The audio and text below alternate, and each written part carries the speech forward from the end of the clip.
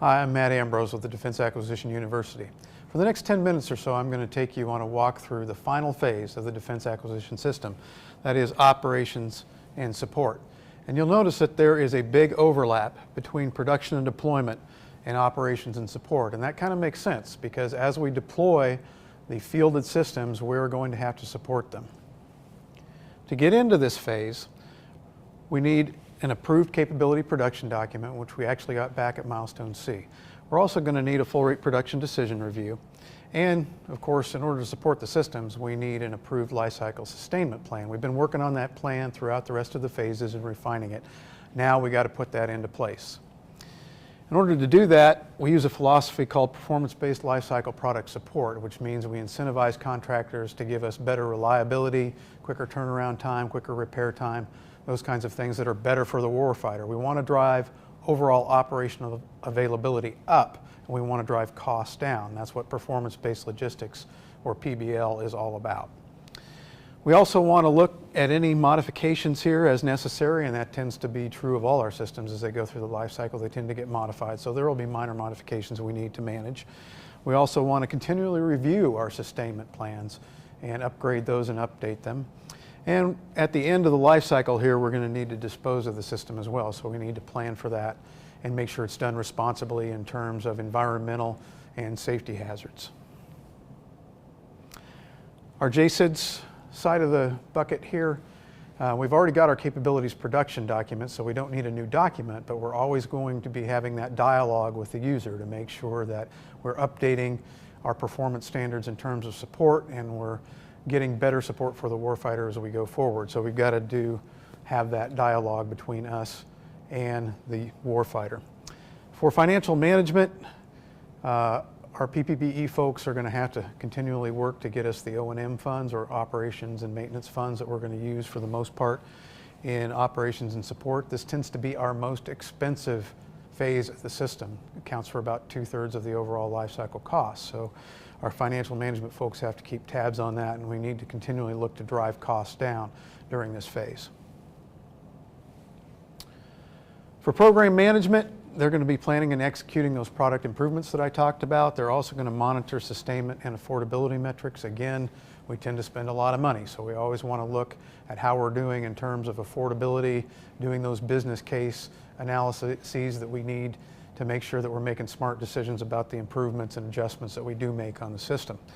We also want to assess the performance of fielded systems to make sure they're still performing up to what we expect and what the warfighter needs. And a review for that is called an in-systems review. We also want to collaborate with the field, as I talked about earlier, on what's happening out there and making sure that we're providing good support in all areas. We also need to plan and execute disposal once we get to that portion of the life cycle and make sure that that's done responsibly. Our contracts folks help us to do that by refining the support contract performance structure.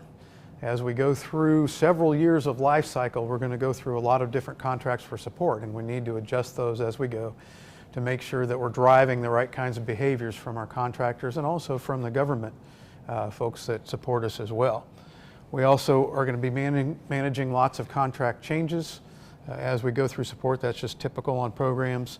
And we want to look at how we can improve the performance and quality of support through the incentive structure that we have and through competition. As we go through the life cycle, there's a lot of opportunity for keeping good contractors on board that support us, and also getting new contractors on board to support us better through competition. So we always want to be looking at that. And they're going to be therefore selecting sources and awarding contracts throughout the life cycle of the system to make sure that we have the support capabilities that we need out there. We also want to look at disposal as well, which is going to be a different animal than regular support. So we'll need some new contracts for that when we get to that portion of the life cycle. Our financial managers are going to be mainly dealing with those operations and maintenance funds, and they can help us with those affordability assessments and looking at the business case of each of the decisions that we make to make sure we're no kidding saving money when we make these improvements. They can also look at the health of our industrial support base out there and make sure that if we have a contractor out there who's supplying something for us and they may have a financial problem, or they may be divesting themselves of a capability that provides us with support, then we can figure that out ahead of time and do something about it before we lose it. They can also help us refine those should cost targets. Even in this phase of the life cycle, we're always looking for ways we can save money. And in this phase, it has a very direct effect. If we can save operations and maintenance funds, it has a very direct effect on the ground with the actual operational capability that's out there. So we're always looking for ways to drive down cost to those should cost targets. And then we want to look at programming and budgeting for disposal. Again, when we get to the end of the life cycle, there may be more money that's needed or different appropriations that are needed in order to do the disposal. So we need to make sure we plan for that, and then we need to manage our funds execution as usual as we go through each fiscal year. Switching to the technical side, for systems engineering, they're going to be now looking at those product improvements and what are the smart ways to do that.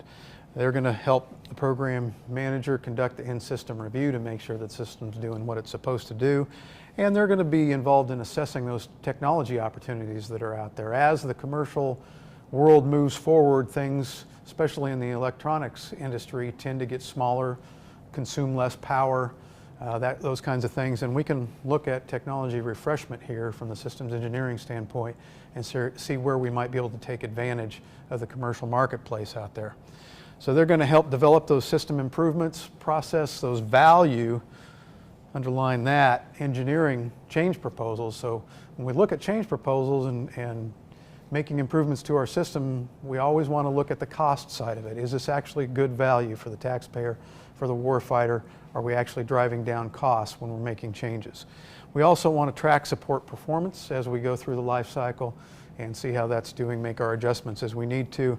And we're going to need to update that systems engineering plan.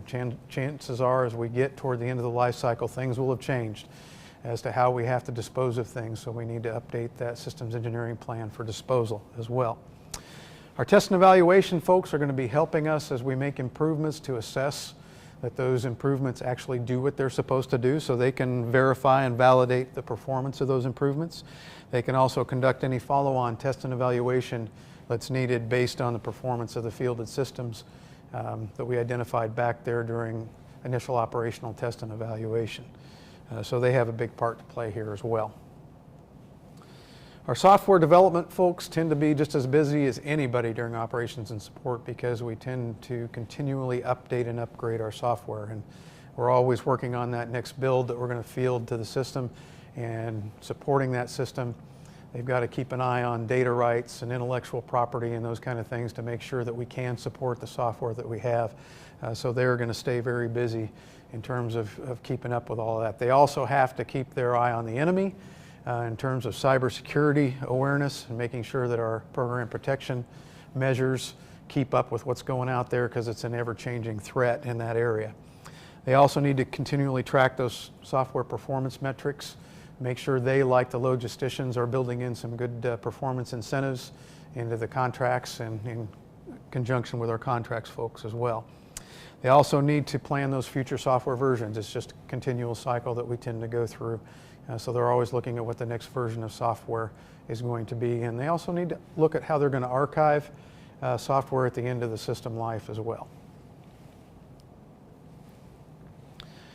Our production quality and manufacturing folks, something they can really help us with as we're out here in operations and support once we get done with all of the fielding, is looking at the manufacturing risks for any product improvements that we're looking at to make sure that we really have the capability out there and good quality in that capability. But they also need to monitor that manufacturing base for obsolescence. Again, like our financial managers, they can look out there in the future and see, are we going to lose a capability out there somewhere in our manufacturing base that we're going to need to replace? And if we can do that and look at it and find out ahead of time, that can really help our logisticians to track that down and make sure that we have a plan in place for when it does happen. And speaking of our logisticians, they are going to be definitely to the forte here as they get into life cycle sustainment in a performance-based manner, as we talked about earlier. They need to execute that life cycle sustainment plan and continually adjust it as they go through this phase. They're going to be assessing the performance of the different contractors and different government entities that provide support, and make sure that they provide smart incentives through the contracts. And they need to proactively, as I talked about earlier, manage the obsolescence problem that always comes up, because we tend to use things a lot longer than the commercial sector does. So we do tend to lose suppliers of parts to our systems. So we need to look at obsolescence and make sure that we catch those before they sneak up on us. We also are going to need to adjust our support systems for any improvements, because the logisticians are in charge of training, tech manuals, those kinds of things. Those are all going to have to be updated anytime we can make an improvement to the system and change the system configuration. They also need to plan for and execute that system disposal at the end of the life. They're going to be the ones that focus on that, but they're going to have help from the rest of the areas as well. So this has been a quick functional area overview of the last phase of the 5 phases in the Defense Acquisition System operations and support. I hope you found these videos informative and that you'll take advantage of all of the online assets that we have at www.dau.mil. Thanks for watching.